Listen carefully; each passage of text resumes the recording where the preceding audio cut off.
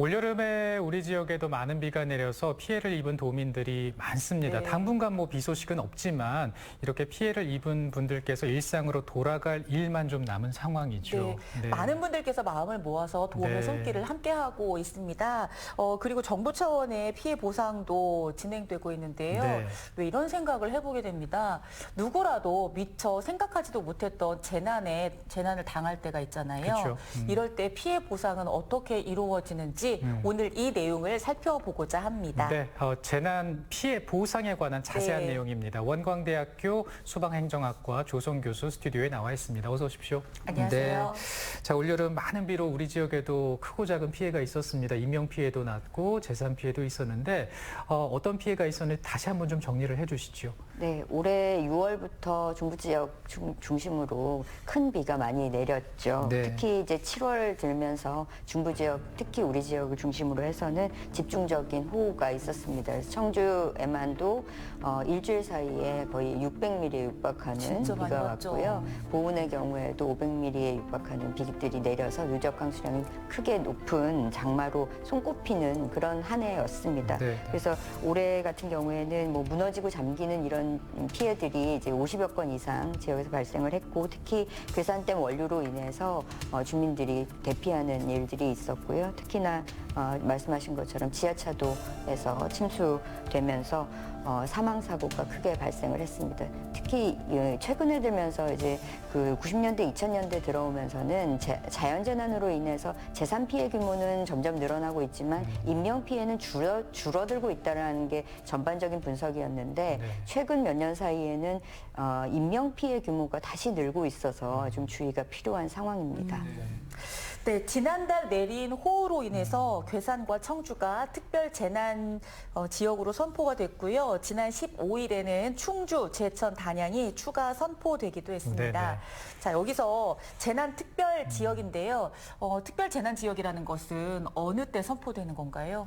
보통 특별 재난 지역이다라고 선포하면 그 재난 및 안전관리 기본법상에 우리가 재난의 유형을 정하고 있는데요. 네. 그런 유형들의 피해 규모가 일정 수준 이상이라서 해당 지역 내에서는 복구할 때 감당해내기 어려운 수준이다라고 판단이 들면 피해 수습을 위해 특별한 조치가 필요하다라고 판단을 해서 특별 재난 지역을 선포를 하게 됩니다. 네. 보통 이렇게 집중호우나 태풍 같은 경우에 피해액의 규모를 이제 산정을 해보잖아요. 그러면 금액을 기준으로 했을 때 시군 단위로 본다면 45억에서 105억 정도, 또는 읍면 단위에서는 4억 5천만 원에서 10억 5천만 원 규모를 초과한다라고 보면 특별재난지역 선포 기준의 요건에 해당을 하게 됩니다. 그러면 이 중앙안전관리위원회에서 심의를 거쳐서 행정안전부 장관이 대통령에게 선포를 건의하면 이것이 받아들여졌을 때 선포가 되는 그런 절차를 따르고 있습니다. 네. 그 기준이 되는 것에서 핵심적인 사항은 네.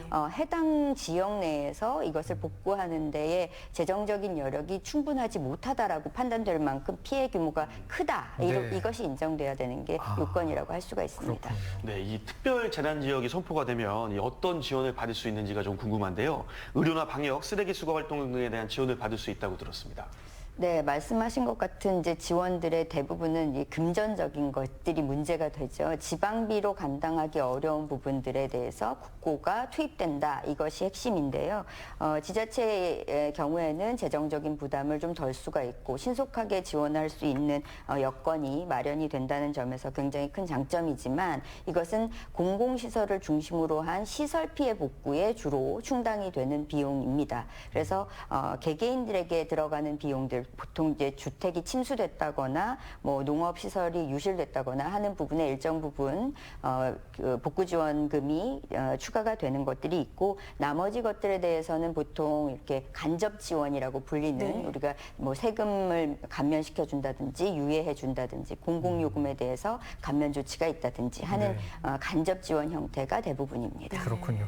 그리고 이제 또 우리 지역에도 아직도 이재민이 있는 걸로 알고 있습니다. 네. 이렇게 자연 재난으로 이재민이 발생을 했을 때 지원할 수 있는 부분이 또 있지 않습니까? 네, 이재민들의 경우에는 가장 대표적인 게 이제 주택이 파손이 돼서 내가 주거지를 이제 잃었을 때 지원이 되는데요. 네. 재산 피해의 경우에는 이제 주택을 기준으로 하게 되고 인명 피해의 경우 그러니까 사망이나 실종 그리고 부상의 경우에 네. 지원금이 전달이 되게 되는데 네네. 사망 실종의 경우에는 2천만 원 그리고 부상의 경우에는 정도에 따라서 최대 1,000만 원까지 지원이 됩니다. 네. 그리고 국민 성금으로 이루어지는 이제 의연금이라는 것은 이제 지원금과 별도로 운영이 되는데요. 네. 기준은 동일한 기준으로 적용이 되게 됩니다. 네. 네. 자, 이번에는 복구 사업 지원을 좀 살펴보도록 하겠는데요. 주택에 피해를 입었을 때는 주택 복구 사업 지원비가 주택 같은 경우도 이렇게 지원이 된다고 하더라고요.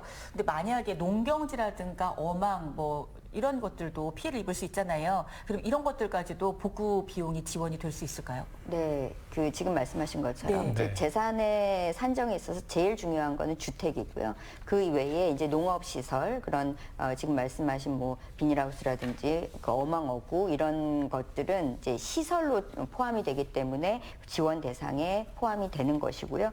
그 외에 이제 염전이라든지 그 농림시설 이런 것들은 그 복구에 포함이 되지만 농작물 자체에 대해서는 복구 지원 대상이 되지가 않습니다. 네. 네. 이런 거 정말 알아두셔야 될 것 같습니다. 그렇습니다. 네. 그리고 왜 농촌에서는 풍수해보험 같은 거 그쵸. 네. 왜 한때 또 굉장히 광고를 많이 했는데 실제로 이걸 들은 분들이 많이 없다고 또 그런 얘기를 들은 것 같아요. 이 풍수해보험 같은 경우는 어떻게 이루어지는 건가요? 네, 그 정부에서 정책적으로 이제 피해가 발생했을 때 보상받을 네. 수 있는 보험을 이제 설계를 하는데 그게 대표적인 것이 이제 풍수해보험입니다. 네. 그래서 개인들이 이제 가입하는 절차는 갖고 있지만 90% 정도는 정부 지원으로 이루어집니다. 이게 이제 지자체까지 포함해서 대부분의 경우에는 이제 농민들 그리고 소상공인들 일부도 포함이 되고요. 그리고 온실의 경우에도 보험 항목에 포함이 되기 때문에 알아두시면 좋을 것 같고요. 가입하실 때는 지자체에 연락하시거나 이제 보험 창구에 전화하시거나 하는 경로를 통해서 손쉽게 가입이 되고 네. 또 저렴한 비용을 가지고 그 자부담이 거의 없는 상태로 보험에 가입하실 수가 있기 때문에 활용하시면 좋겠습니다. 이런 재난이 있을 때 가장 많은 피해가 발생하는 게 바로 이 차량이라고 들었습니다. 그래서 차량 피해 보상의 경우는 또 어떻게 진행이 될까요? 네, 차량 침수되거나 주차장에 세워둔 차량이 파손되거나 하는 경우가 있습니다. 보통은 이제 자동차 보험으로 이것을 처리하게 되는데요.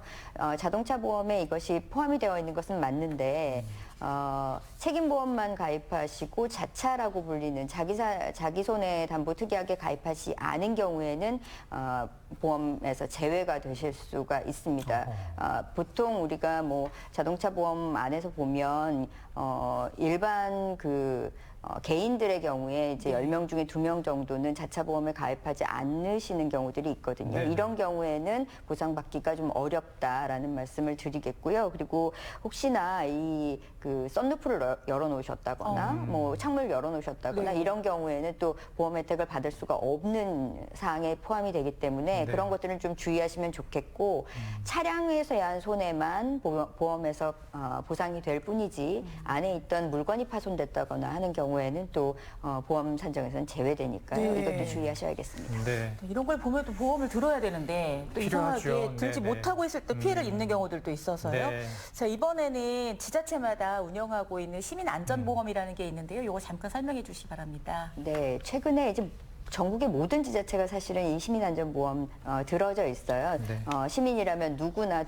자동으로 가입될 수 있도록 하고요. 재난이나 사고로부터 피해 입은 사람들에게 보상을 해주는 제도입니다. 그래서 청주시의 경우에는 사망의 경우 2천만 원까지 보장되도록 하는 설계를 하고 있는데 지자체마다 약간 요건이 다릅니다. 시군에 한번 확인해 보시면 우리 지역에서 내가 어떤 보장을 받을 수 있는지 아실 수가 있을 겁니다. 네, 시민 안전보험까지 말씀을 해주셨는데요. 네. 재난으로부터 안전한 사회가 됐으면 좋겠습니다. 오늘 조성 교수와 함께했습니다. 고맙습니다. 감사합니다. 감사합니다.